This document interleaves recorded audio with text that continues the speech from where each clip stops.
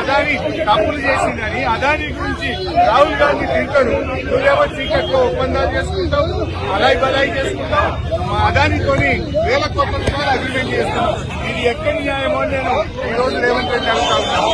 అయినా మొదటి రోజు శాసనసభ సమావేశాల్లో గతంలో అనేక మంది శాసనసభ విపక్షాలు ప్రతిపక్షాలు అంబేద్కర్ నుంచి రైతుల పక్షాన్ని గడ్డి పట్టుకొని పోయిన సందర్భాలు ఉన్నాయి, కన్నీళ్లు పట్టుకొని పోయిన సందర్భాలు ఉన్నాయి. నిరసన రూపాల్లో ప్రభుత్వాన్ని తట్టి లేపడానికి, ప్రభుత్వం మీద ఒత్తిడి పెంచడానికి, ప్రభుత్వ తప్పిదాలు ఎత్తి చూపడానికి ప్రతిపక్షాలు వివిధ రూపాల్లో ప్రయత్నం చేస్తాయి. మరి మమ్మల్ని ఎందుకు నొక్కుతా ఉన్నారు అంటే మీ దగ్గర సమాధానం లేదు. మీ అక్రమ సంబంధాలు బయటపడతాయి, మీ చీకటి ఒప్పందాలు బయటపట్టే భయంతో ఇవాళ మమ్మల్ని సభలో రాకుండా ఆపుతా ఉన్నారు. ఇది చాలా దుర్మార్గమైనటువంటిది. ఈ రోజు శాసనసభ ఏకపక్షంగా జరిపే ప్రయత్నం చేస్తున్నారు. అదాని కాంగ్రెస్ ల మధ్య చీకటి ఒప్పందం ఉన్నదా లేదా, లేకపోతే ఎందుకు భయపడుతున్నారు?